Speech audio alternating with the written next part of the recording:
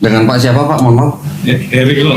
Pak Heri. Iya. Pak Heri, Ibu Yuyun ya. Asli mana Pak? Yuyu Sunda. Yuyu. Ya. Sunda berarti. Bapak Kalau asli? saya Papi Solo, Mami Manado. Oh, Papi Solo, Mami Manado. Oke.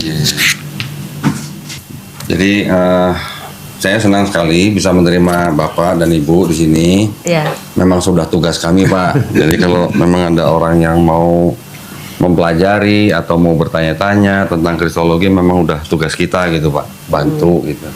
Nah, boleh diceritain Bu mungkin latar belakangnya Bapak Ibu nih dari apa namanya, keluarga apa atau gereja apa gitu. Ya. Kalau saya ini memang dari kecil Kristen gitu ya. Ya apa namanya, saya sekarang sebenarnya sih presbiter di presbiter di GPIB Jemaat Karunia di Ciputat. Ciputat. Ya. Inna ad-dina 'inda Allahil Islam.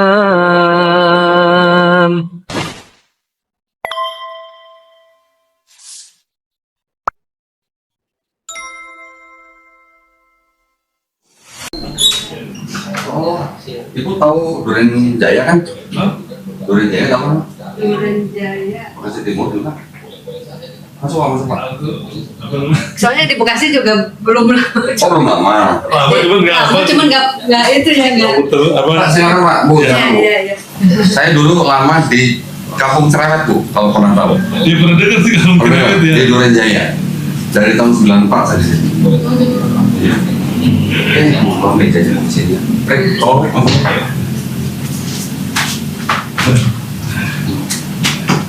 Oh ini yang banyak kitab-kitab di Iya. sini. Mama. Nggak dimakan kan? Wah, nggak tahu kan? Yang tadi juga kan itu ya, yang apa habis syahadat itu kan lihat di IG-nya Kodam itu yang barusan. Iya, dia sadar kemarin bulan apa ya? Bulan Maret kalau nggak salah. Iya, kalau di Lucu ceritanya dia. Jangan ngakak kalau Dengan Pak siapa Pak? Mohon maaf. Heri loh. Pak Heri. Iya. Pak Heri, Ibu Yuyun ya. Asli mana Pak? Yuyu Sunda. Yuyu. Ya. Sunda berarti. Bapak Kalau asli? saya Papi Solo, Mami Manado. Oh, Papi Solo, Mami Manado. Oke. Jadi saya senang sekali bisa menerima Bapak dan Ibu di sini. Ya. Memang sudah tugas kami Pak. Jadi kalau memang ada orang yang mau mempelajari atau mau bertanya-tanya tentang kristologi, memang udah tugas kita gitu Pak, bantu gitu. Nah, boleh diceritain Bu mungkin latar belakangnya Bapak Ibu nih dari apa namanya, keluarga apa atau gereja apa gitu. Ya. Kalau saya ini memang dari kecil Kristen gitu ya. Ya apa namanya, saya sekarang sebenarnya sih presbiter di presbiter di GPIB Jemaat Karunia di Ciputat. Ciputat. Ya. Dulu rumah Bekasi ke Ciputat itu Pak. Ya, jadi saya Lumayan jauh ya? tadi rumahnya sebenarnya di Pondok Petir di daerah Pamulang. Cuman apa karena pas nikah kita pindah gitu, jadi tapi saya tetap pelayanan di gereja, jadi nggak ada, udah 4 periode kali ya saya jadi dari diaken sampai penatua terakhir. Yang penatua gitu Pak ya? Ya terakhir, cuman saya sebenarnya tanggal 7 kemarin udah ngundurin diri gitu Pak. Loh, sebabnya? Dengerin ya gitu, apa namanya, dialog diskusi Korundi, terus juga dengerin juga, ini maaf ya nyebutin komal orang, jadi komalnya apa namanya Bang Juma. Jadi ini teman saya juga lihat kan Korundi kan kalau ngomong kan kasih bukti apa namanya, jadi dokumen gitu, jadi ini ayatnya sisipan ayat ini kan Pak, belum. Padahal jelas-jelas di Alkitab kan ditulis tuh nggak boleh nambahin, nggak boleh ngurangin. Terus kalau dikasih lihat kan ini apa namanya Kristen Ortodok apa Ethiopia aja 81 ya. Ortodok apa nama Ortodok 78, terus Katolik 71 ya. Katolik 73, kita 66 Protestan ya kan. Aku bilang berapa kita belum dikurangi ya. Belum yang saya punya cuma 4 Pak. Sebenarnya masih ada lagi tuh Pak. Yang jumlah kitabnya beda-beda. Masih ada Pak sebenarnya. Iya, makanya saya bilang karismatik lebih banyak lagi. Cuman Belum kalau- lagi Mormon lagi Pak. Kalau pas saya tanya sama pendeta sama katanya kitabnya, kata kamu dapat informasi dari mana kata itu kan. Gitu. Iya. Padahal itu kan sejarah kan apa Iya. namanya, harusnya sebenarnya kita tahu. Saya juga pikir ini pendeta sebenarnya tahu atau pura-pura nggak tahu gitu kan. Saya bilang ini saya terus terang sebagai presbiter kan saya dibohongin gitu kan. Jadi seolah kita pada saat jadi presbiter kalau nggak dikasih tahu dulu gitu apa namanya, paling kan kalau Katolik masih jujur dia Iya. yang untuk Alkitabnya yang calon pastor itu kan Iya. dia jelasin ini sisipan ini apa gitu ya kalau dia. betul. Kalau ini kan kita kadang-kadang yang udah sisipan udah nggak ada kurungnya apa aja nggak dikasih tahu kan. Iya. Itu ayat-ayat juga yang kita mau Bapak nanya. sudah beli TB2? Aku apa namanya harusnya kan beli, cuma saya bilang yang ini jauh pada kabar. Karena dari TB1 Pak ke TB2 itu juga jelas perubahannya. Yang tadinya TB1 tidak ada tanda kurung, yang TB2 jadi tanda kurung. Yang tadinya dianggap ayat itu otentik, di TB2 diakui bahwa ayat itu tidak otentik. Saya bisa tunjukin Pak nih, TB1, TB2 nih. Ibu masih ingat cerita wanita berzina? Ya. Nah, Ya, Mas. Ya itu satu perikop itu ya kalau dia. perikopan. ya. Dengar apa namanya kalau dia cerita satu perikop palsu. Satu perikop itu ya. Iya. Iya. Itu dari Yohanes Yang 7:53 sampai Yohanes 8:11 itu.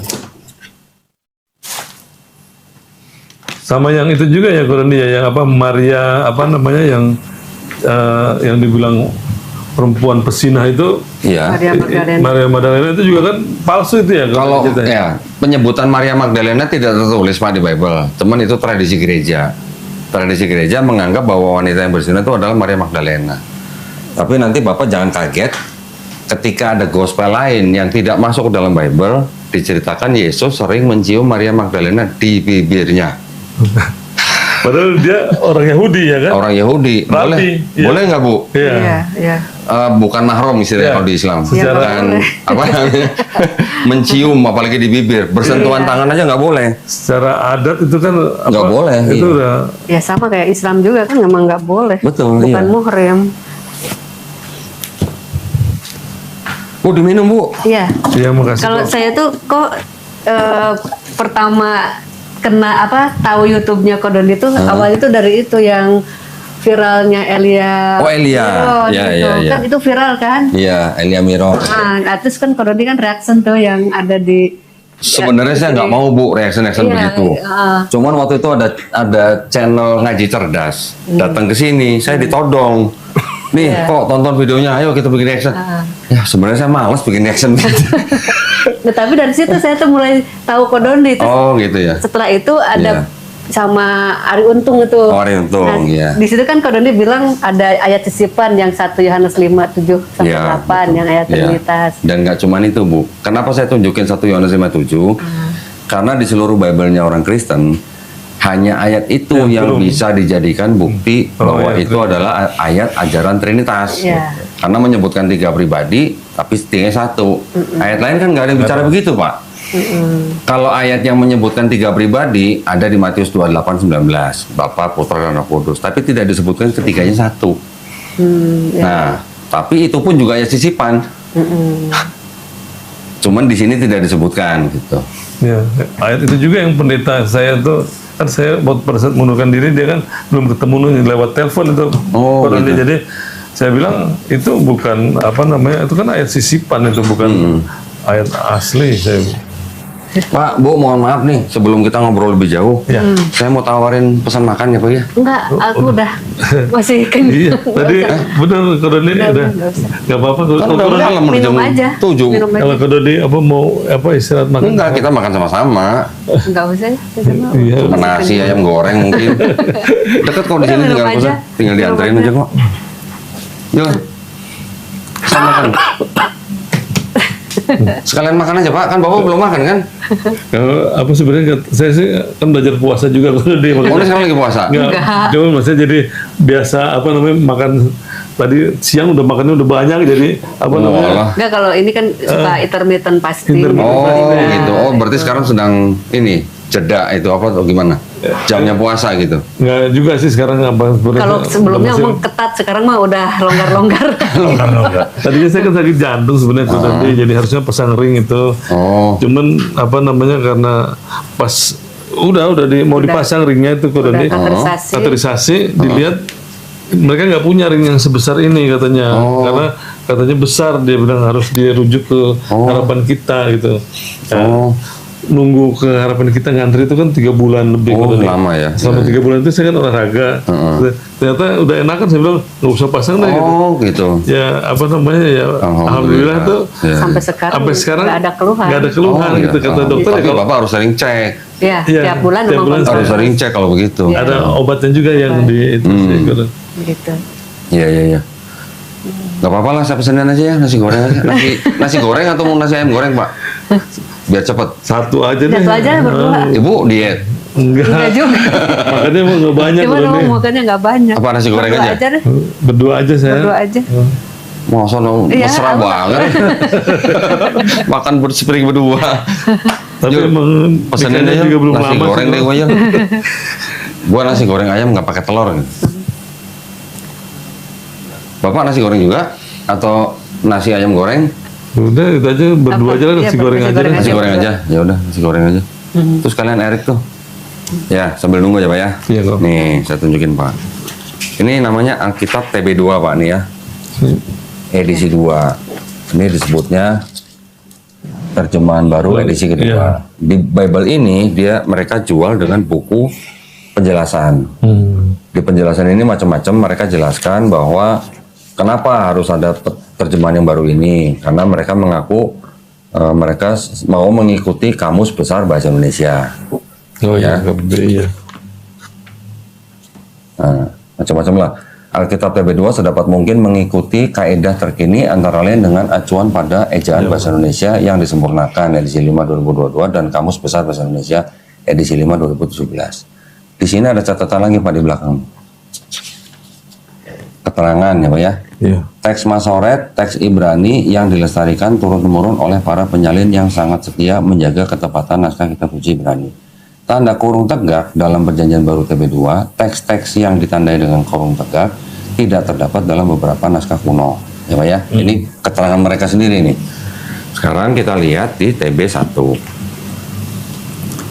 Yohanes pasal 7 ayat 53. Ini Pak ya. 53-nya kan di sini nih. Iya. Ini tentang cerita perempuan yang berzina. Lalu mereka pulang dan selanjutnya sampai 8 ayat 11. Ini yang kisah perempuan berzina. Ya, Di sini Bapak perhatikan, ada nggak Pak tanda kurungnya? nggak ada. Nggak ada. Nggak ada ya? Sekarang saya buka yang TB2 nih Pak. Jujur sih jujur Pak. Kalau orang Kristen saya bilang jujur. Ya Pak ya. Yohanes 7 ayat 53 kan di sini. Iya, oh, Lihat Pak, ada tanda kurung kan? Iya, Sampai ke 811 tuh tanda kurung. iya.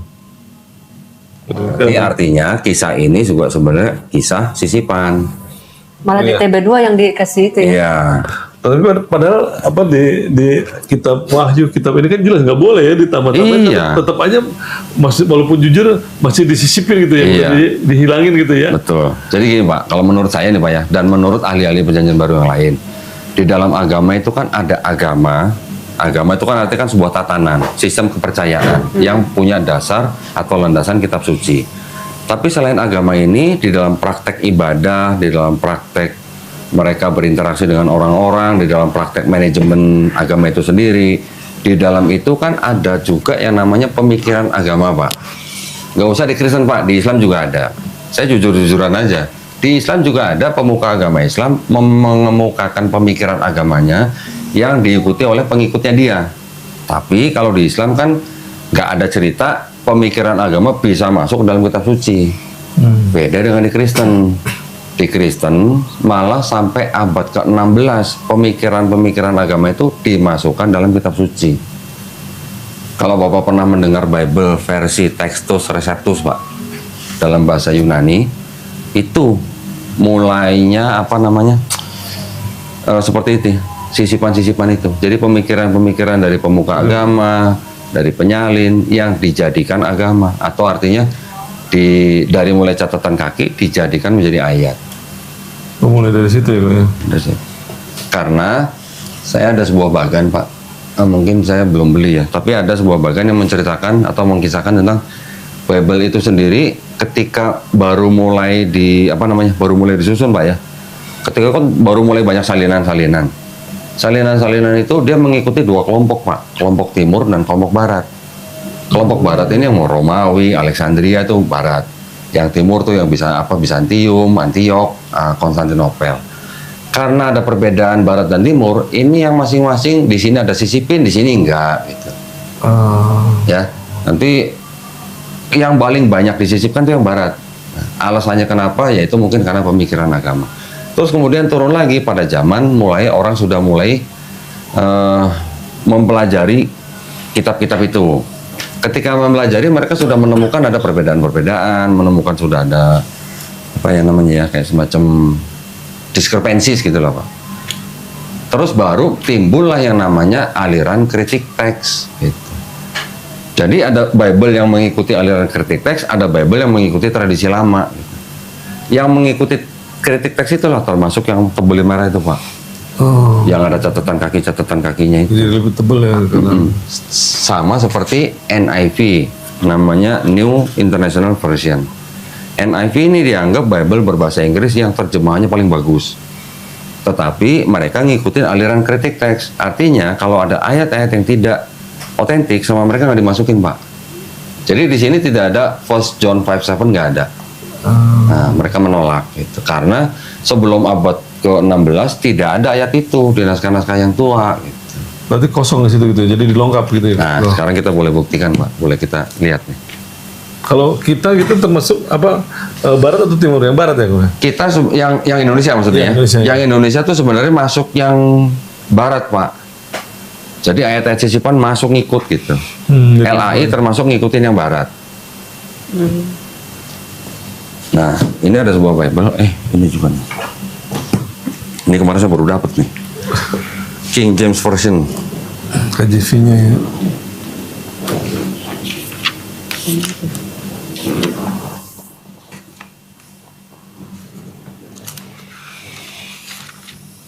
Ini bahasa Inggrisnya masih bagus banget Pak. Masih bahasa Inggris lama ini.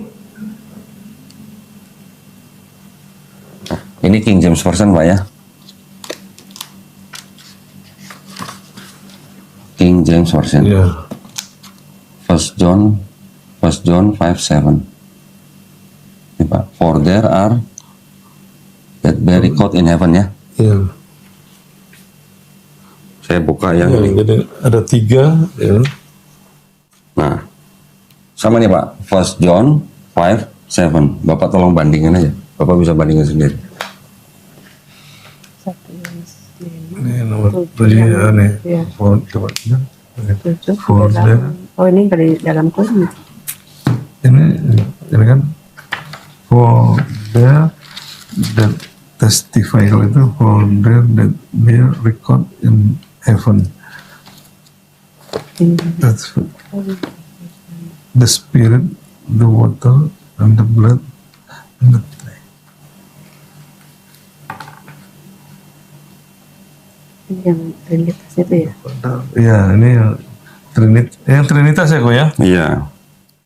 Selain ayat itu, Pak, tidak ada ayat lain yang mengajarkan konsep Trinitas.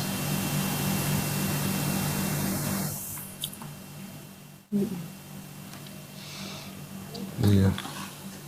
Nanti ada sebuah Bible lagi, Pak. Namanya Revised Standard Version. Ya, ini terbit. Kalau nggak salah ini 1881, kemudian di Iya. di apa namanya? 71 nih belum. Enggak, ini yang terakhir. Second editionnya 71. Ini dari sebenarnya dia mengambilnya dari King James juga, tapi akhirnya yang menerbitkan ini jadi mengikuti kritik teks, ya, direvisi 1851, 1951, dan ada yang 1946 sampai 52. Yang ini yang 52 nih Pak, gabungan nih. Oh iya. Mana ya?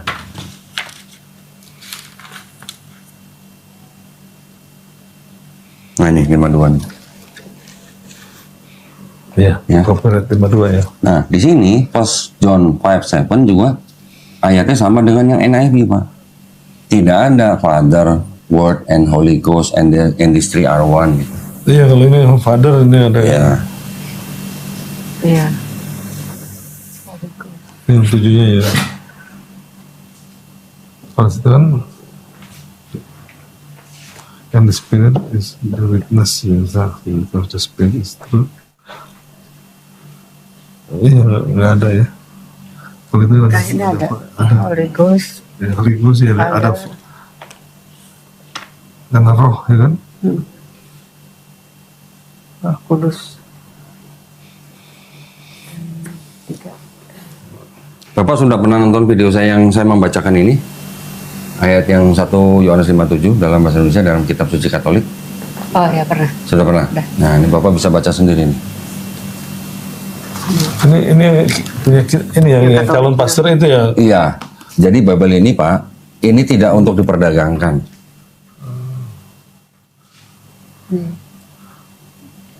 Tidak terdapat dalam naskah Yunani yang paling tua dan tidak pula dalam terjemahan-terjemahan kuno, bahkan tidak dalam naskah-naskah paling baik dari Vulgata. Bagian ini kiranya aslinya sebuah catatan di pinggir halaman salah satu naskah terjemahan Latin yang kemudian disisipkan ke dalam naskah-naskah oleh penyalin dan akhirnya bahkan disisipkan ke dalam beberapa naskah Yunani. Karenanya bagian ini pasti tidak asli. Itu diterjemahkan dari Bible ini, Pak. Ini namanya The Jerusalem Bible. Ini tahun 66 terbit. Lebih tua lagi ya. Iya. Ini kertasnya aja udah begini. Iya. Yang kalau di di Alkitab Sabda juga ya, kalau di Sabda, handphone kita bisa ada keterangan ini Ada juga tafsir kan? Yerusalem. Iya, Nah, isinya tafsir sama dengan itu, Yerusalem. Bu. Oh, kalau tafsir Yerusalem sama ini. Sama. Itu diterjemahkan dari sini. Gitu. Nah, kalau yang di Bible ini malah diajarkan atau ditulis tentang sejarah bagaimana Pentateuch ditulis. Oh, sampai ke situ ya. Nah, Pentateuch itu kan yang 5 kitab Musa itu, Pak. Jadi di sini malah mereka mengakui teorinya Julius Wellhausen namanya, Pak. Ya, sejarawan bangsa Jerman yang akhirnya bisa memberikan jawaban kenapa kok di Pentateuch banyak sekali cerita yang double dan cerita yang kontradiksi. Teorinya Julius Wellhausen dimasukkan dalam Bible ini, Pak. Jadi menurut Julius Wellhausen itu kenapa bisa ada cerita yang berulang dan kenapa banyak kontradiksi? Karena sumbernya Pentateuch yang 5 kitab Musa itu ada 4 sumber ternyata. Yang disebut dengan Yahwis, Elohis, Deuteronomis, dan Priestly. 4 sumber ini atau disingkat JEDP ini yang merupakan sumber kisah di dalam 5 kitab Musa. Yang di tanah itu ya. Iya, di dalam tanah. Tanah itu kan, ya itu, Pak. Tanah itu kan ada Torah, Neviim, Ketuvim. Iya. Yang dimaksud Pentateuch itu hanya yang Torah saja. Oh, Torah di Torahnya. Torahnya saja. Yang 5 kitab Musa, yang Kejadian, Keluaran, Imamat, Bilangan, Ulangan. Kitab ini malah mengakui teorinya karena selain dari teori ini tidak bisa dijelaskan kenapa banyak yang double, kenapa banyak kontradiksi. Nah, ini rupanya teorinya ini masuk ke dalam sini nih, Pak. Nah, ini saya bisa jelaskan ke Bapak nih. Lu mohon maaf nih, Bapak harus muter nih. Yang bikin ini, Pak, seorang Yahudi. Yahudi ini dia seorang PhD, ya. Dia bisa membuat bagian ini berdasarkan sejarah, bahkan sampai ke timelinenya nih, tahun-tahunnya. Detail ya. Ya, sampai ke sini. Nah, ini Pak, sumbernya Pentateuch 5 kitab Musa tuh bersumber dari ini menjadi ini. Nah, sampai ke sini. Di sini sudah ada mulai yang namanya ada P nih kan, by P gitu kan, Pak. Iya. By GE. Ini ada DTR2, DTR1. Di sini ada R. R itu berarti yang terakhir, redaktor gitu, Pak. Penyusun gitu. Itu tadi GEDP itu masuk dalam sini. Nanti di sini ada lagi Sumbernya berarti ya. sumbernya. Nih DTR2, DTR1. Nanti ada lagi yang Chroniclers. Kalau orang Sunda bilang liar ya. Liar. Nah, jadi yang Pentateuch itu hanya berasal dari hikayat-hikayat yang bersumber dari cerita Musa dan Abraham. Ini sudah ditambah-tambahin menjadi Pentateuch. Yang Prophet Neviim, kisah nabi-nabi, ini berasal dari mulai himne-himne yang paling tua. Disebut ada Songs of Deborah dan segala macam. Raja-raja Israel, Daud, Joshua, Hakim-Hakim, Samuel, ini masuk dalam sini. Yang ini Yesekiel, ini Yesaya, ini yang nabi-nabi yang lain. Yang ini yang Ketuvim, Amsal, Rut, Ezra, Iya. Kidung Agung, Esther dan lainnya. Ini menjadi kelompok kitab-kitab Ketuvim. Ini menjadi Nevi'im, ini Torah. Ini menjadi tanah, Pak. Nah, Oh iya. tanah ini, yang ini nih kitabnya nih, Pak. Iya. Nah, kalau kita nggak punya ini, Pak, nggak nyambung gitu ceritanya. Ya, Ini kayak Al-Quran, buka dari belakang ya? dari belakang, karena ini ditulis dalam bahasa Ibrani, bacanya dari kanan ke kiri, Pak. Nah ini seperti ini. Ini teks bahasa Ibrani, ini teks terjemahannya. Nah ini Pak, ini mau Pak. Bahasa asli Sampai ya? di sini, sampai menjadi ini, sebelum jadi ini, yang Pentateuchnya diterjemahkan menjadi bahasa Yunani di tahun kira-kira Oh, abad yang dibilang ketiga. Septuaginta itu ya? Septuaginta. Ini yang disuruh oleh Raja Ptolemy II di Alexandria, Mesir. Karena zaman itu adalah zaman penguasaan atau era Helenisme, Pak. Yunani menjajah daerah Mediterania, ada Persia, Palestina, Mesir, dan negara-negara Eropa Selatan. Oh, dijajah Yunani berarti Nah, makanya. ya, yang ini Pak, ini yang menjadi cikal bakal perjanjian lamanya Bapak, Septuaginta ya? Septuaginta. Tapi Septuaginta ini ketika diterjemahkan mungkin masih benar, tapi ketika sudah ditambahkan dengan prophet dan writings, penerjemahannya sudah mulai berubah, Pak. Berada di prophet dan writings. Karena apa? Yang ini seolah-olah dianggap sedang berbicara atau bernubuat tentang Yesus Iya. di perjanjian baru. Seolah-olah ya, padahal Seolah-olah. Padahal menurut kitab ini tidak ada. Pak, nggak ada sama satupun. sekali ya? Nggak ada. Iya, saya juga. Nanti saya bisa buktikan ke Bapak. Iya. Saya dengar juga yang videonya Iya. Kodandi bicara sama yang Rabi sama Rabi. Topes Oh, Rabi Topes Singkat. Nah, Juga itu itu dia. Nonton Itu juga. dia juga sangat menguasai ini, Pak. Iya. Sangat menguasai tanah. Tanah. Septuagintanya ini, Septuagintanya. Ya kami juga dengerin itu Kodandi jadi Yunani, Inggris. makanya kesini. Rabi itu, Pak, Rabi itu tuh menurut saya pribadi itu orang sangat jujur. Dia hanya ingin melindungi bangsanya dia supaya tidak dikristenkan oleh Kristen. Jadi dia hanya ingin menarik kembali orang-orang Yahudi yang sudah sempat masuk Kristen untuk kembali ke Judaism. Dan dia sangat menghormati Islam. Karena dia bilang Islam itu menyembah Tuhan yang sama dengan Tuhan yang mereka sembah. Allah yang esa ya. Allah yang esa, Allahnya Abraham, Ishak dan Yakub. Mereka mengaku itu, Pak. Bukan dari Rabi Topes Singkat itu, bahkan leluhurnya mereka sampai ke rabi-rabi bahkan pada zaman abad-abad ke-8, ke-9, Rabi Maimonides yang sangat-sangat dihormati oleh orang-orang Yahudi mengatakan hal yang sama. Keturunan Ismail, arti bangsa Arab itu bukan penyembah berhala. Iya. Kalau yang dibilang ini Kodandi jadi Tuhan yang orang Kristen sembah itu iblis itu. Bukan. Dia tidak bilang Tuhannya orang Kristen iblis. Bukan dia ngomong itu dari pendapat Kodandi itu benar nggak?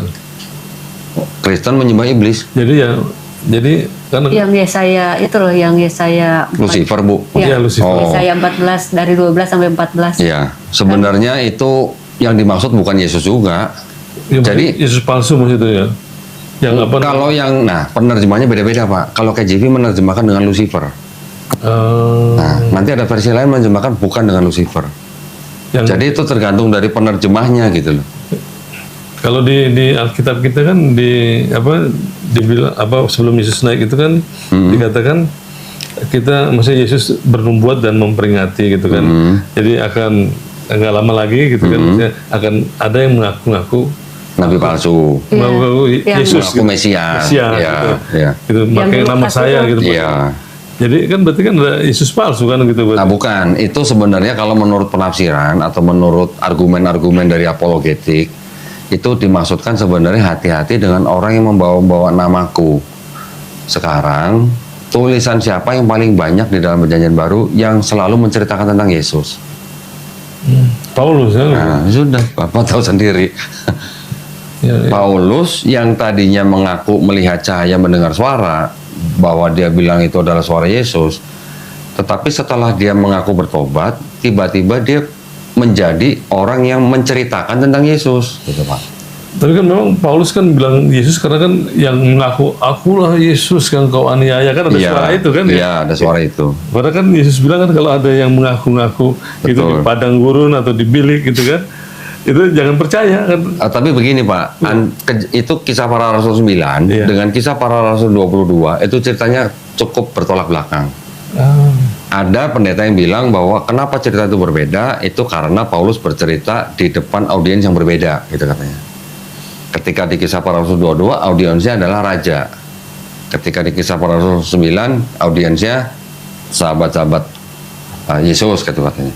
Ceritanya memang berbeda Pak, dan itu memang seperti kontradiksi gitu. Tapi kan ya jadi kontradiksi, namanya kebenaran kan Iya. kalau di depan siapa aja kan harusnya tetap sama ya. Betul. Jadi pandangan ahli-ahli perjanjian baru sendiri, baik itu yang Kristen ya Pak ya. Saya berani mengatakan yang Kristen karena pandangan ahli-ahli perjanjian baru ini kan tidak semuanya Kristen yang benar-benar devoted Pak. Tapi memang mereka sudah terpengaruh juga oleh sekulerisme. Ya Pak ya. Begitu juga dengan pandangan apologet Muslim. Kami memandang Paulus ini seperti orang yang punya kepribadian ganda gitu Pak. Seperti orang yang tidak bisa, tidak bisa kalau nggak bohong gitu. Tapi kebohongan dia dengan alasannya Paulus, kebohongannya dia itu ya untuk menarik audiens gitu, atau menarik jemaat. Ya, makanya kan ada dia bilang katanya mau cara bohong atau apa, Betul. memberitakan Injil Kristus. Betul, ada ayat begitu. Jadi kan Paulus mengatakan, kepada orang Yahudi, aku mengaku sebagai orang Yahudi. Ya. Kebuat orang Yahudi, tetap kalian harus hidup di bawah hukum Taurat.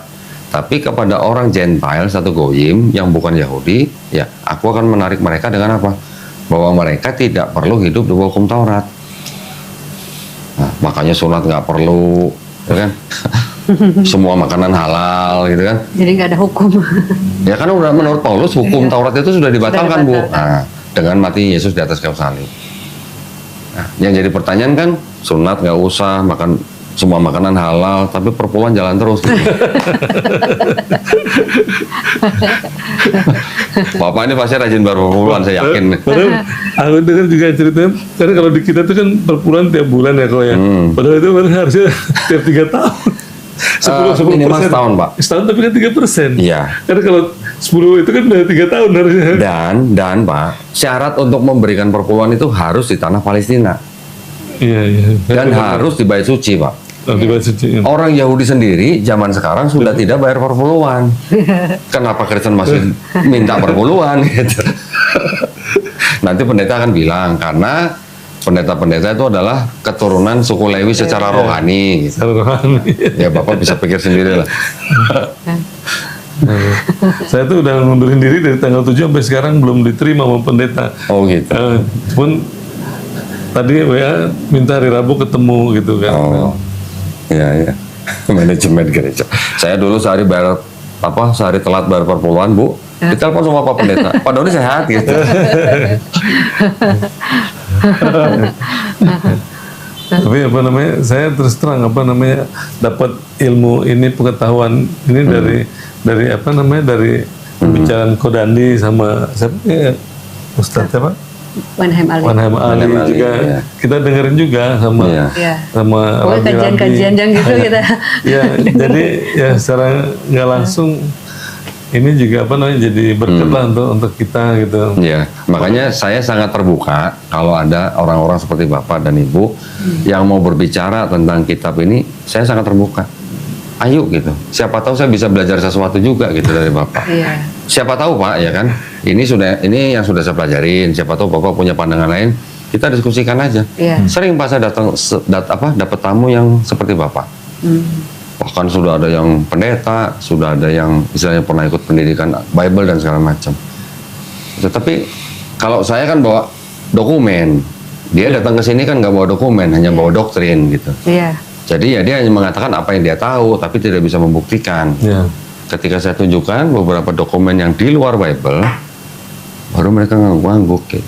Ya, untuk saya juga sebenarnya istri sih yang lebih aktif gitu ya kalau dia. Saya awalnya juga emosi gitu, marah kan, namanya Kamu tuh agamanya apa?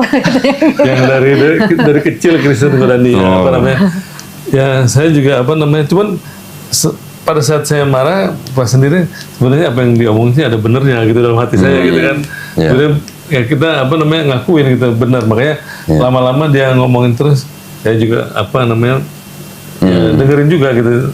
Makanya ada perubahan, makanya saya bilang nggak mudah untuk saya juga, ini kan pergumulan gitu. Paham Pak, paham. Dari kecil Saya kemarin kedatangan suami istri juga, bawa anak 2, istrinya Muslim, suaminya Advent. Nah, itu juga dari sisi Islam juga salah, karena perempuan Muslim sebenarnya juga tidak boleh menikah dengan di luar Islam. Si bapaknya yang Advent ini juga, ya dia sendiri juga nggak tahu kitabnya. Di kitab Bible sendiri juga dilarang nikah dengan yang orang tidak percaya gitu kan. Bahkan nggak usah menikah, berkencan pun nggak boleh, bermitra usaha pun nggak boleh. Iya. Berteman baik nggak boleh, apalagi menikah gitu. Jadi ya sama-sama awam. Tapi ya sudah terjadi, sudah sekian belas tahun, anaknya sudah besar. Nah kemarin istrinya memberikan pilihan kepada suaminya. Sekarang sudah zaman informasi, istrinya sudah tahu bahwa tidak boleh menikah beda agama. Akhirnya dia memberikan ultimatum kepada suaminya. Kalau mau diteruskan pernikahan ya kamu harus masuk Islam. Kalau kamu nggak mau ya mohon maaf saya harus cerai dengan suaminya. Datanglah suaminya ke sini Pak 2 kali. Apa yang saya jelaskan, dia sudah terima Pak. Terima, bahkan apa yang saya tanya dia juga nggak bisa jawab karena bertolak belakang dengan nalar dia. Ya, tetapi dia masih belum bisa ambil keputusan Pak untuk masuk Islam. Alasannya tidak jauh-jauh dari keluarga, ibunya, Iya, pasti. saudara-saudaranya. Itu yang jadi alasan terbesar mereka. ya kebetulan apa namanya saya orang tua udah nggak ada gitu. Nggak ada. Begitu kakak juga udah nggak ada. Saya sekarang paling tua di. Dan kemarin Tapi kan bapak masih punya saudara yang lain, sepupu, ya ada. nanti Jadi tante, apa segala macam. kemarin juga apa namanya masih WA-WAan juga gitu. Adik itu kan apa namanya, kamu tuh belajar dari mana sih katanya kan gitu kan. Dan saya bilang ya dia apa namanya nanya, tapi aku bilang Enggak kan kita udah nggak ke gereja kan, gitu terus dia nanya kan di grup itu ya, udah ke gereja belum Her ke gitu. keluarga. Keluarga. Kita kan juga nggak mau bohong gitu kan. Ya. Gitu. Nah, Iya. Mas bilang kan kita udah nggak percaya sama Yesus itu Tuhan. Aku gitu. bilang ya maksudnya nggak percaya kalau Yesus itu Tuhan gitu. Karena aku bilang kalau apa namanya dia bilang kan kalau dia tetap percaya sekarang buktiin lah sama saya gitu. Memang kan karena saya juga lihat nggak ada gitu kan dari yang apa namanya Kodandi kasih tahu itu ternyata memang nggak ada gitu pengakuan bahwa Yesus Tuhan terus ajaran Yesus bahwa kita harus menyembah dia selalu ngajarin bahwa harus menyembah Allah yang esa ya. Iya. Itu kan estafet pewahyuan dari nabi-nabi sebelumnya kan gitu. Kalau pemahaman saya kan harusnya seperti itu. Betul. Kan kayak ini tongkat apa estafet dikasih pas dikasih ini Kan kalau- harus sama harus gitu, sama Pak. ya. Iya. Pas ke Paulus berubah jadi botol. Yesus sebenarnya kalau di Bible itu sebenarnya meneruskan tongkat Musa, Pak. Betul. Karena apa? Apa yang dijawab oleh Yesus kepada orang-orang Farisi pada zaman itu, Yesus hanya mengulang perkataan Musa. Saya juga banyak ternyata apa namanya dibilang Yesus itu ajarannya kasih, itu ajaran dari Musa juga ya kasih ya. sesama manusia Ya. seperti diri sendiri ada juga Betul. di apa namanya di kitabnya Musa Betul. kasih Tuhan Allah dengan segenap hati ada juga. Jadi Ada, bukan yang baru Bukan sebenarnya. ajaran baru. Yesus kan coba meneruskan. Iya. 10 perintah Allah diulang sama Yesus. Iya. Shema Israel diulang. sama Iya, Yesus. sebelum dulu. Iya. Kan tidak merubah, tidak menambahi, tidak mengurangi Yesusnya. Iya. Nah, seperti Bapak bilang, ketika ke Paulus, ini yang berbeda. Ada ide baru bahwa manusia lahir bawa dosa waris. Iya. Sedangkan Yesus tidak pernah mengajarkan. Bahkan Yesus bilang kan kalau nggak bertobat dan seperti anak kecil, tidak masuk kerajaan surga. Anak kecil kan gimana Pak konotasinya? Iya. Pertama tuh saya tuh nggak ngerti waktu Kodandi ngomong apa ini udah terpengaruh apa namanya ajaran apa Helenisme. bukan yang apa yang kan kalau Yunani pagan katanya kan. Ya, pagan itu Romawi, Iya. Yunani itu Helenisme. Pak. Makanya saya ini Kodandi apa sih maksudnya gitu kan cuman karena sering dengar oh maksudnya ini gitu jadi Ada buktinya Pak, Iya. yang ngomong Bible loh, bukan saya loh. nggak maksudnya sekarang sih udah Oh, sudah tahu. udah ngerti gitu. Oh maksudnya Kodandi Iya, iya. ini jadi anak manusia dijadiin apa? Jadi ceritanya tuh pas saya juga dengar apa namanya maaf ya selain dari Kodandi kita dengar dari Ustadz apa yang kemarin? Bang Oh Suma. ya. Ya selain Bang Cuma kemarin pas dengerin ini apa Ustadz Rahmat Baikuni. Oh, Ustadz Rahmat Baikuni. Iya kan yang masalah akhir Kalau zaman. ya Ustadz Rahmat itu Ustadz eskatologi. ilmu masa depan gitu. Iya. Ya. Jadi apa namanya memang akhirnya sama juga Nyambung gitu. akhirnya. Nyambungnya ceritanya tuh nyambung dia juga. Iya, Jadi iya, iya. semua ujungnya ke Dewa Matahari ya. Jadi dari mulai Sebenarnya gini Pak, ini pengaruh terbesar itu adalah karena ada yang namanya era Helenisasi Pak. Kita dijajah Belanda berapa tahun Pak? 350 tahun. Ada sesuatu nggak yang ditinggalin Belanda kepada kita? iya agama. Ada. KUHP kita tuh asalnya dari Belanda Iya, Pak. semua hukum ya. Belum lagi mungkin yang lain, budaya-budaya yang lain yang dibawa Belanda ke sini. Begitu juga orang-orang Yahudi ketika mereka sudah pernah terdiaspora, kemudian mereka sudah terpencar dan mereka hidup di bawah pengaruh kekuasaan Yunani. Tahun 332 Alexander the Great kan sudah mulai merambah ke daerah mana Mediterranean, melawan Persia, Raja Darius Agung. Akhirnya sampai kalah, harus semua dikuasain Pak. Orang-orang Yahudi kan juga hidup di situ. Ketika mereka hidup di bawah era Helenisasi, kan pasti ada yang menolak, ada yang menerima Pak. Ada juga kan orang yang berasimilasi, kawin silang gitulah. Pasti ada sebagian yang mau menerima. Akhirnya ada yang namanya seorang filsuf namanya Philo Pak.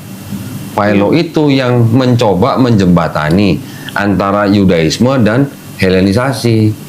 Dia padahal orang Yahudi Pak. Dia orang Yahudi tapi dia menjembatani filosofi Helenisme dan juga iman Yudaisme mereka. Ini yang akhirnya dicoba digabungkan. Hasilnya malah jadi Kristen. Hasilnya jadi itu yang pertama kali dipakai oleh Philo Pak untuk masuk ke dalam Kristen itu adalah kata-kata kurios. Bapak pasti sering dengar kan kurios kan? Kurios itu kalau di Jawa kan bisa dengan kata Gusti Bu, ya kan? Iya. Kalau kita bicara kepada Bupati, Gusti Bupati atau Gusti Gubernur atau Gusti Presiden, kita juga bisa memanggil Gusti Nabi siapa gitu misalnya. Orang Jawa juga bisa sebut Gusti Yesus. Iya. Tapi Gusti ini kan bisa ditujukan kepada manusia, juga bisa ditujukan kepada Tuhan. Itu dari situ Pak asal mulanya. Nah, kata kurios itu oleh Philo selalu ketika dia sedang berusaha menjembatani antara Helenisme dan Yudaisme, kata kuriosnya itu sama dia dipakai selalu konotasinya kepada Tuhan Yang Maha Esa. Jadi ketika Yesus di Perjanjian Baru disebut dengan kurios, orang penerusnya akhirnya menerjemahkan kurios itu dengan Tuhan. Harusnya hanya apa? Junjungan gitu. Tuhan ya. Nah, atau Tuhan. Itu bahasa Yunani ya kok ya? Kurios itu biasa Yunani. Itu bukan artinya dewa. Bukan. Teos dewa. Theos. Iya. Theos. Kurios itu Kurios itu bisa Tuhan, Tuhan, ya. bisa untuk Tuhan gitu Pak. Jadi kalau bahasa Inggrisnya gini, ini ada kerancuan gini Pak. Kalau kata Lord di dalam bahasa Inggris, Lord. Orang Inggris zaman dulu, abad 7, 8, 9 ketika bangsa Viking udah mulai datang ke Inggris, orang Saxon ya Pak ya, dulu belum Inggris, namanya Saxon. Orang Saxon kalau memanggil seorang penguasa tanah atau orang yang punya banyak tanah ya. disebutnya apa? Lord Arthur misalnya. Ketika orang itu ketemu raja, dia nyebutnya manggilnya Lord King. Ketika dia ke dalam gereja, dia nyebutnya Lord God. Ada Lord, ada God gitu Pak. Tapi memang kata Lord ini bisa dipakai juga untuk sebagai kata ganti Tuhan itu juga. Ke manusia bisa, ke Tuhan bisa gitu Pak. Nah sekarang ketika orang sudah bilang ada Lord Arthur, Lord King, Lord God. Nah ini kata Lord ini yang di jauh sebelumnya sama Philo itu sebenarnya dicoba dikonotasikan kepada Tuhan Yang Maha Esa. Sehingga ketika berurusan dengan Yesus, semua kata kurios yang berurusan atau diimbuhkan di depan Yesus diterjemahkan menjadi Lord. Tapi Lordnya untuk Lord God gitu. Dari Philo Pak itu Pak. Diteruskan nanti dari tahun 63 Masehi oleh Romawi. Romawi bawa paganisme. Jadi kalau Yunani ada dewa Zeus, punya anak Hermes, Hercules, Perseus. Romawi juga punya dewa namanya Jupiter Pak. Jupiter punya anak siapa? Merkuri gitu. Bersama ya. Hampir sama kan? Ada pagan Romawi, ada Helenisme Yunani. Yang lucu begini Pak, ini lucu nih Pak nih. Saya punya Bible ini Pak. Belum lama saya beli di Bandung.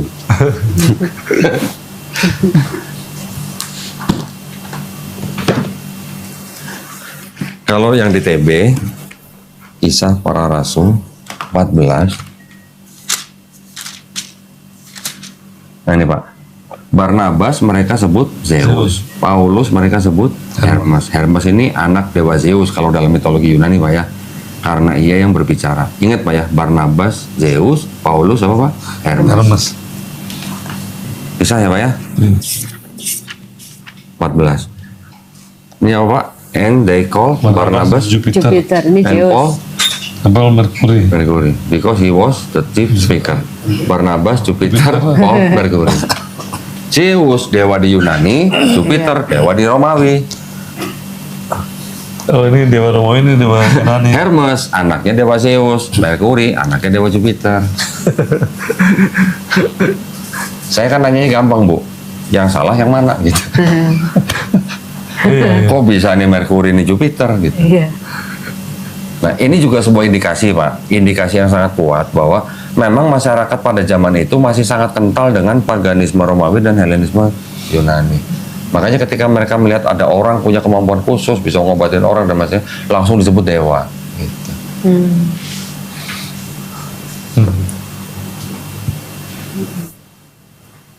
Kalau itu mana? Apa tuh? Wah sudah bawa daftar pertanyaan. Ini Udah 1, 2. ini ayat-ayat dari Quran juga. Oh gitu. Aku tuh sampai Dicatat. catat gitu. Terus di print. Saya juga kadang-kadang ada yang nanya, saya juga pengen bisa menjelaskan gitu Quran. Iya, iya. Cuma makanya ada yang kita mau Kan nanya ada juga. Yudas 125 ini ya. Ya, Yudas 125 itu yang apa namanya bilang Yesus Tuhan tuh gimana penjelasannya? Nah, coba saya lihat. Gini Pak, pertama-tama kita sebenarnya harusnya mengosongkan diri dulu Pak ini. Bapak pertama-tama harus bisa membedakan kata Tuhan dan kata Allah. Ya. Ya Pak ya, karena ketika jemaat gereja bawa di sini, contoh misalnya Yohanes 13:13 yang dikatakan kamu menyebut aku guru dan Tuhan. Jemaat gereja Bu yang awam dengar kata Tuhan, oh iya bener Tuhan tuh Yesus Tuhan. Tapi dia nggak pernah ngeliat Babel-Babel yang sebelumnya yang ada ganta Tuan, junjungan, rabi, beda-beda Bu. Iya. Gitu. Kenapa yang di TB ini memaksa untuk menulis Tuhan gitu? Berarti kan ada tujuan untuk jemaatnya supaya percaya bahwa Yesus Tuhan gitu kan. Nah jadi ketika Bapak membaca di sini kata Tuhan, jangan buru-buru menganggap itu adalah Tuhan yang Maha Esa Pak ya. Karena di sini ada kata Allah dan Tuhan. Sekarang kita sebagai orang yang sekarang udah zaman informasi, bisa nggak Bapak Ibu bedakan kata Tuhan dan Allah itu apa? Sebelum saya jawab Bapak nih. Kalau Allah ya apa namanya ya pencipta. Pencipta. Kalau Tuhan bukan pencipta. Kalau apa sebenarnya Allah itu kan nama ya, nama apa namanya? Apa Generik. generik atau proper? Generik ya. Jadi namanya gitu kalau itu kan sebutan, kalau Tuhan itu kan Tuhannya ini beda gitu kan. Kalau apa kalau di sebenarnya kan kalau orang apa? Kalau Tuhan sebutan. Ya kalau Allah itu kan Kalau Allahnya, Allah Tuhannya orang Islam kan Allah kan sebutannya kan. Kalau apa namanya orang orang Israel itu kan Eloh ya Atau Elohim. tulisannya apa YHWH gitu ya. Ya. Ya. Yotevave ya gitu ya. Kayak gitu bukan? Nah, tapi di sini kan juga ada kata Allah Pak. Ya yang huruf besar semua atau yang Ada yang huruf besar semua, ada yang A-nya besar, ada yang huruf kecil semua. Ada Pak, segala macam bentuk tulisan di sini. Itu memang karena pengaruh terjemahan. Tetapi kalau yang banyak beda-beda itu banyaknya di Perjanjian Lama Pak. Karena ada kata-kata Elohim, nanti ada kata-kata Yotevave, itu penerjemahannya macam-macam. Ada yang A-nya besar, lainnya kecil, ada yang semuanya kecil, ada yang semuanya besar. Tetapi ketika masuk Perjanjian Baru, di Perjanjian Baru juga ada kata Allah dan kata Tuhan, Pak. Ya, dibedakan antara kata Theos dan kata Kurios. Theos ini sebenarnya memang ditujukan kepada Tuhan yang Maha Esa. Tuhan sang pencipta langit dan bumi ini, kalau Theos. Dalam budayanya Yunani dan Romawi, Theos ini adalah dewa yang paling tinggi. Dewa Zeus atau dewa Jupiter, tadi seperti kita lihat. Ada Tuhan atau dewa yang paling tinggi, tapi kan mereka juga percaya ada Tuhan-Tuhan yang lebih rendah di bawahnya.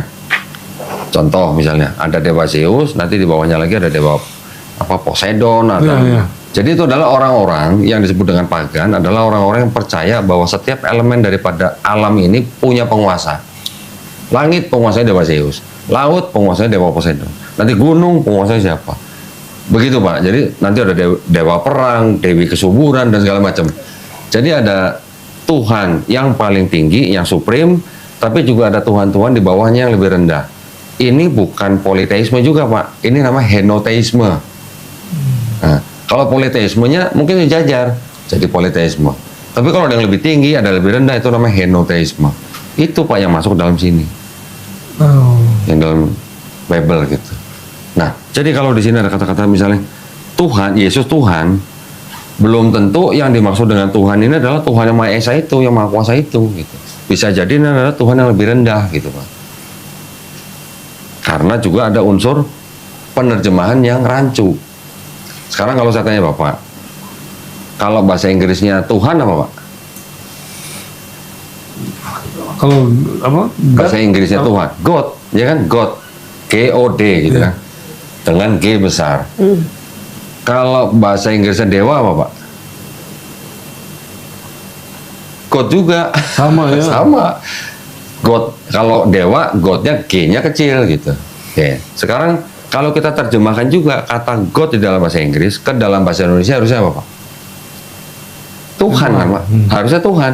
Tetapi di dalam Bible, khususnya di Perjanjian Baru, kata God itu diterjemahkan ke dalam Bible ini menjadi Allah, bukan Tuhan. Sedangkan kata Lord diterjemahkan ke bahasa Indonesia jadi Tuhan, tapi khusus untuk Yesus. Kalau untuk Pilatus, untuk Filipus, untuk Paulus, mereka juga disebut Kurios, tapi bukan Tuhan, tapi Tuan. Tuhan. Gitu. Setiap orang yang memanggil Pilatus dengan Kurios, terjemahnya Tuhan. Tetapi ketika setiap orang memanggil Yesus dengan Kurios, diterjemahkan jadi Tuhan.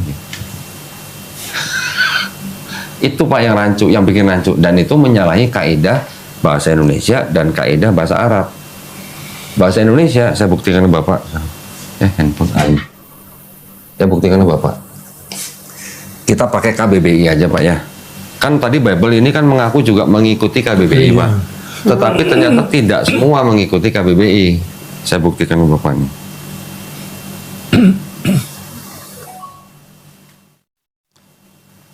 Ini ada KBBI Pak. Kita cari kata Tuhan. Oke. Nah, sesuatu yang diyakini, dipuja, dan disembah oleh manusia sebagai yang maha kuasa, yang maha perkasa, dan sebagainya. Tuhan ya Pak ya? Sesuatu yang disembah gitu Pak. Kita ganti dengan kata Allah Pak.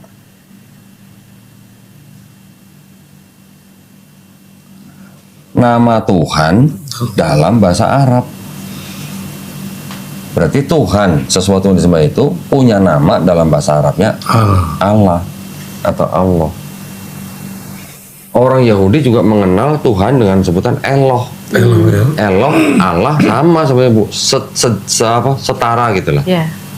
Orang Yahudi mengetahui nama Tuhannya ada 7 Pak. El. Ya. Makanya ada kata nama-nama Ismail, Israel, Samuel, Eli. Itu El itu adalah nama Tuhan gitu. El, Eloh, Eloah, Elohim, El Shaddai, Yotevave, dan Zebaot. Ada 7 nama Pak. Yang paling kudus menurut mereka adalah yang Yotevave. Tapi mereka nggak boleh sebutin, nggak boleh sama sekali. Mereka hanya boleh menyebutkan dengan mengganti menjadi Adonai atau Hashem. Nah, dari mana tuh Pak kata Yahweh? Nah, pertanyaannya. Orang Kristen yang bikin di abad ke-16. Namanya Jean Bardus. Masuk ke dalam buku, judulnya The Chronographia. Diterbitkan di Perancis tahun 1567 Bang. Oh Yahweh ya. Nanti ada Yahweh, Yehova, Yehuwa. Ya, Pak ya? Makanya sekarang ada Kristen namanya Saksi Yehova. Iya ada. Nah itu. Jadi kalau kembali lagi ke Yudas 1 ayat 5, yang dimaksud Tuhan di sini adalah sebenarnya kan untuk Yesus. Yudas 1:25. Nah, berapa? 125. 25. Allah yang Esa. Nah, Allah yang Esa ini Allah diterjemahkan dari kata Theos, Pak. Nah, Theos ini berarti Bapa sebutannya. Juru selamat kita oleh Yesus Kristus. Yesus Kristusnya yang Tuhan, tuh kan? Di sini kan Tuhan. Jadi ada Allah, ada Tuhan. Bagi Dia adalah kemuliaan, kebesaran, kekuatan, kuasa. Nah, jadi tetap aja Pak. Di sini tetap dibedakan ada Theos, ada Kurios. Nah, sekarang tinggal bagaimana Kristen memandang kurios itu untuk Yesus. Kristen sudah dari dulu menggunakan kata kurios ini untuk menyembah Yesus sebagai Tuhan. Tetapi yaitu Tuhan yang tidak setara dengan Bapa. Gitu. Kalau menurut Paulus, doktrinnya Paulus, Yesus itu sebenarnya tidak setara dengan Bapa. Tetapi oleh gereja, oleh Bapak Athanasius di abad keempat dirubah, yang tadinya tidak setara menjadi setara, co-equal and co-eternal gitu. Sebenarnya bukan Paulus saja Pak yang bilang Yesus tidak setara dengan Bapa, tapi siapa? Ada lagi Tertullianus. Tertullianus mengatakan Trinitas itu adalah 3 pribadi yang berbeda tapi satu hakikat dan tidak setara. Oh, tidak setara. Tidak setara. Kalau Tertullianus tidak setara. Paulus juga mengatakan apa? Kepala dari istri adalah suami. Betul Bu? Iya. Kepala suami siapa Pak? Nah, Kristus. Iya. Kristus dulu Pak. Baru kepalanya Kristus Bapa. Berarti kan ada hierarki kalau begitu. Nah, cuman sama Kristen dipandangnya Yesus yang punya kepala Bapa ini, Yesus ini disamakan dengan Bapa. Aku berdua aja. Beneran nih Bu? Bener. Berdua. Ya. Oh jadi kalau dalam Alkitab ada kata Tuhan itu untuk Yesus itu tuh kurios semua ya? Kurios. Semua dari kurios. Kurios atau kuri. Kuri. oh, pasti itu ya. Berarti ini dari kurios juga ya? Bu? Iya. Semuanya kurios. Iya. Jadi bisa Sekarang artinya Tuhan. saya bisa buktikan ke Bapak. Kita bisa lihat Pak. Ada sebuah website namanya biblehub.com. Di sini kita bisa ngecek Pak bahasa Yunaninya apa. Ini yang suka itu. Apa ambil dari situnya. Nah, istri yang ngerti ini biar Ada. Oh, maksudnya iya, mau silakan. belajar dari Kodandi. Judas ya. Nah, Judas, Jud 1 ayat 25 kan Bu? Ya. Perhatikan Bu, nih. The only God Savior. Theo Bu. Theo kan? Dari kata Theo atau Theon atau Theo sama. Theos ya. Ya. Ketika bicara of us through Jesus Christ the Lord. Ini apa? Kuri. Kurios. Aku kurios ya itu. Selalu ada Theos, ada Kurios. Kuri. Dan Yesus tidak pernah disebut sebagai Theos. Selalu kurios. Kalau kurios. Selalu Kurios. Ini pasti nanti hari Rabu nih ketemu. Dia kan udah kasih saya ayat, saya bisa jawab. Pasti nyari yang lain. Makanya saya Kan kemarin juga ngasih ayatnya yang Yohanes 13:13. 13. Cuman Sekarang udah Udah dijawab. saya jawab bahwa itu Kalau bahasa itu aslinya. bahasa aslinya kurios. Jadi Anggap aja saya pendeta ya Pak ya. Ya. Nah, Selain Yohanes 13:13, nanti saya kasih tahu Bapak Yohanes 1:1. ya itu. Pada mulanya adalah Ya, firman. itu. Firman bersama-sama dengan Allah. Dan firman itu adalah Allah. Mau Pak, saya Ya, tunjukin itu. Aku buktinya. itu yang mau pengen tahu. Satu-satu. Kan itu di situ ada kata-kata NRK and hologos. Iya. Ya Bu ya. Logos itu juga dipakai oleh siapa? Philo. Ya, Philo. Ibu masih bisa baca nggak Bu? Ini ada John 1:1. John 1:1 kan, in the beginning was the word and the word was with God and the word was God. Ibu bisa lihat di sini ada catatan kaki. Ini ada keterangan apa Bu? Helenistik filosofi. Nah, Ini, iya ini. Aku udah lihat apa dari YouTube-nya Kodoni, cuman nih mau dilihat bukunya. Oh ini. Kan aku bilang di foto biar ini. nah Ibu Nah, foto ini aja, fotonya kasih lihat nih. pendetanya. American New Bible, American Bible. Foto dari sini terus chapter Iya. ininya yuk. Nah, kalau orang yang jemaat biasa, yang bawa-bawa TB1 atau TB2, kan nggak ada catatan seperti itu, Pak. Iya. Iya, iya. Pak, Bu, saya sambil makan ya. Iya, iya. Ayo, Pak. Iya. Makan. New American Bible. Jadi ada keterangannya gitu ya Kodandi ya. Iya.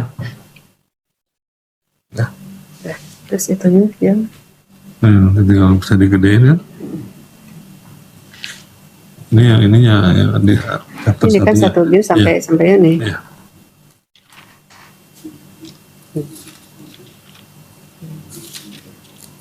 Helenistik filosofi.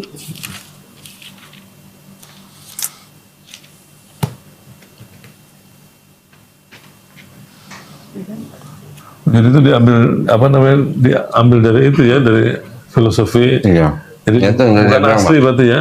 Jadi ada filosofi Yunani, ada Yudaisme. Ini yang coba digabungkan Pak oleh Philo. Ya.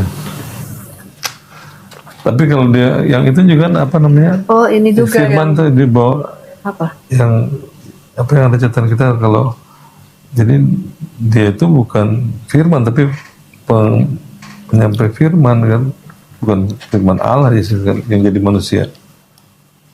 Oh yang dari Yohanes 1:1. Iya kan? Apa ya lupa gitu ya? Iya, Oh, Pak. yang apa namanya penjelasannya kan dibilang Yesus kan firman yang hidup gitu. Tapi ada ayat yang mengatakan bahwa apa dia itu kan menerima firman, jadi bukan firmannya kan. Bapak boleh buka Ayat- Yohanes 17 ayat 8 Pak. Oh ya Rasul juga ayat 8 dicatat. Nanti maksudnya untuk penjelasannya itu saya